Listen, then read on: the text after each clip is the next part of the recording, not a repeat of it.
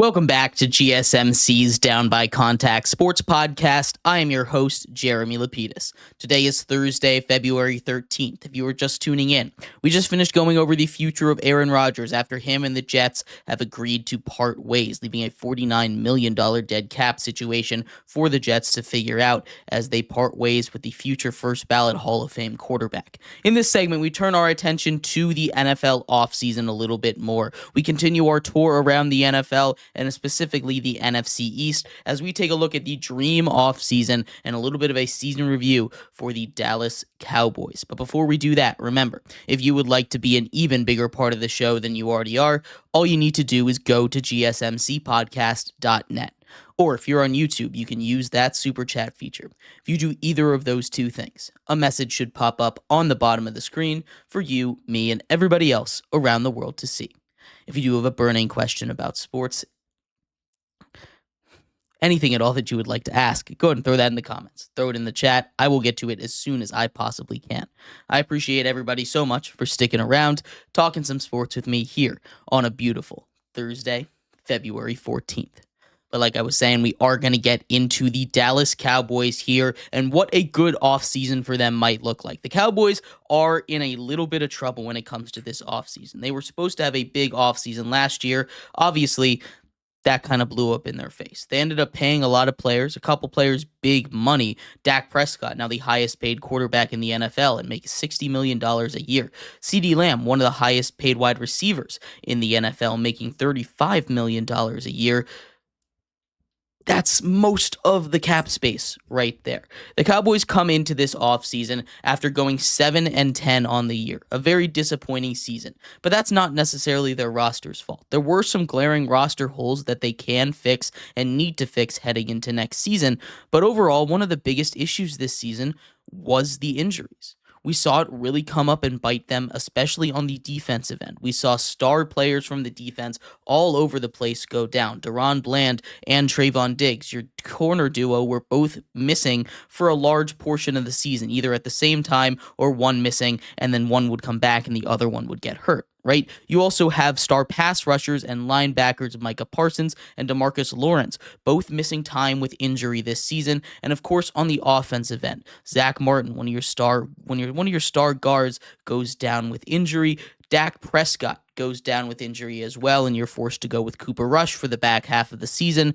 There was a lot that did not go well for the Dallas Cowboys, and I think if they're able to stay healthy, this season will immediately show an uptick of at least 2 wins from where they were last season. That's not to say this is a perfect team. That's not to say this is a team that if they sit on their hands and do nothing, will make a deep playoff run, will make a Super Bowl run, because that's the goal with the Cowboys right now.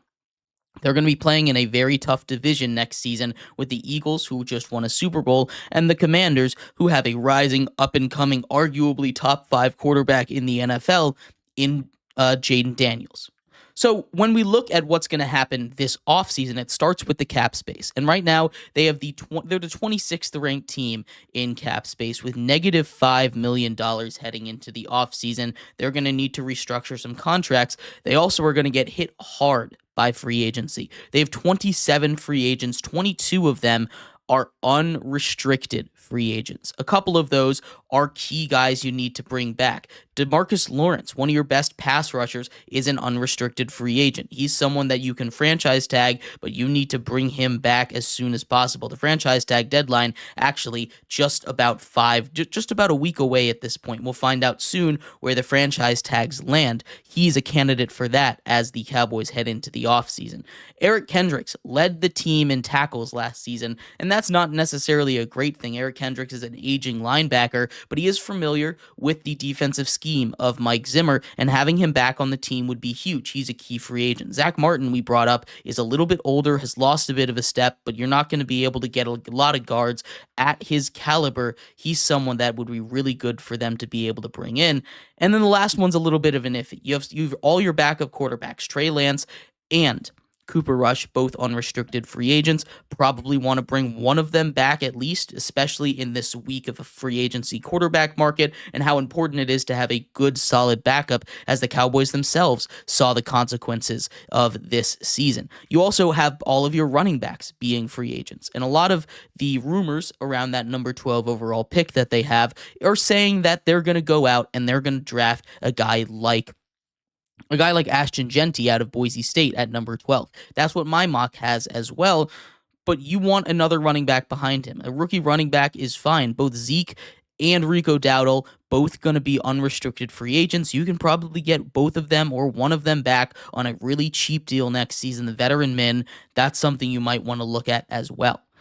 The other thing that's very important to take a look at for this Dallas Cowboys team is the fact that they still need to figure out what they're doing with Micah Parsons. Micah Parsons has 1 year left on his deal, but you generally don't want to see a top 3 defensive player in the NFL go to free agency, because that's going to make them a whole lot more expensive.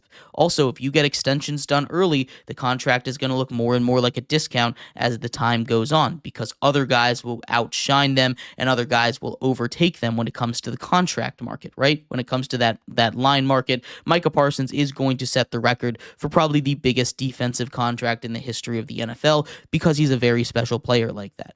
Micah Parsons, when he was off the field, this defense was awful. One of the worst in the NFL, especially against the run. When he was healthy and on the field, this defense transformed into a respectable unit down the stretch, and that's why they started winning games. The Cowboys need to lock him up, and that should be priority number 1. I understand you're going to be losing a key piece in a guy like a DeMarcus Lawrence, which should be priority number 2 when it comes to the Cowboys. But if you don't get Micah Parsons back, as good as DeMarcus Lawrence is, you have set your team back about 2 to 3 wins every single year, as well as going up against a guy that you don't want to go up against in Micah Parsons ever.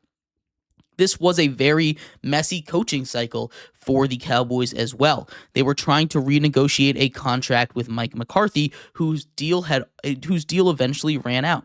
There were reports that they had agreed to terms. They were trying to figure out length, and then eventually it just ran out of steam. They ran out of time to extend him. He became a coaching free agent, and now he's out. They ended up bringing in Brian Schottenheimer, who was the offensive coordinator of this team last season, to be the next head coach. It was an uninspiring hire. It's not necessarily a bad hire, but it is uninspiring. There were plenty of guys still out there, despite them being late to the coaching cycle, that they could have gotten. Aside from Ben Johnson, who actually still hadn't been hired yet, aside from Mike Vrabel, the only one that had been hired, they could have gotten any one of those coaching candidates. Now, this Cowboys team, like I said, is going to be stuck with their roster as is right now, because they don't have a lot of cap situation. They don't have a lot of cap flexibility. They're going to have to go and restructure a lot of these guys to go and get the money to bring in some key free agents. If they can re-sign DeMarcus Lawrence and extend Micah Parsons,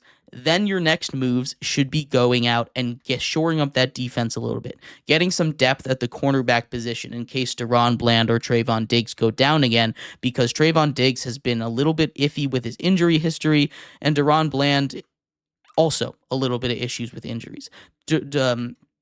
Overshown is going to be out for most of the season. He was having a really good season at linebacker. If you can go out and get an athletic linebacker in the draft, that would be huge for them to cover that hole. And the other thing is, you should go out and get a cheap wide receiver. It doesn't have to be a T. Higgins level receiver. You can go and re-sign Brandon Cooks, who's also a free agent here if he's cheap enough. That's a guy that could be good next to CeeDee Lamb. But you want to make sure that there are other options on this team, because the issue that the Cowboys had this season, especially offensively, is the fact that teams could just double, triple cover CeeDee Lamb, and outside of that, they didn't really have another great option to throw the ball to. That's something that I would like them to establish, and that's something I would like them to focus on. Getting a running game would be a huge help for that. Then they wouldn't be able to just do light boxes all the time, and getting a guy like Ashton Genty would really help against that. But also getting another threat at wide receiver would be huge. That's what the best offseason looks like for the Cowboys. At the end of the day, they're not going to be able to make too many moves because they just don't have the cap flexibility to do it. It's going to be a very similar team to what it was this year. They just have to hope for health. And I think if they are healthy, I think if this year's team was 100% healthy for the entire way, they flip their record to about 10-7 rather than 7-10. But let me know what your thoughts are. I'd love to hear them. We're going to take a quick break. When we come back, we turn our attention over to the MLB. Baseball is about to start. Pitchers and catchers have reported all over baseball, and the final major piece of free agency has finally found his way to a new team. Alex Bregman signs with the Boston Red Sox. We'll talk about what that means for him, what offers he was looking at getting from other teams, as well as what it means for the Red Sox moving forward. We'll be right back here on GSMC's Down by Contact Sports Podcast.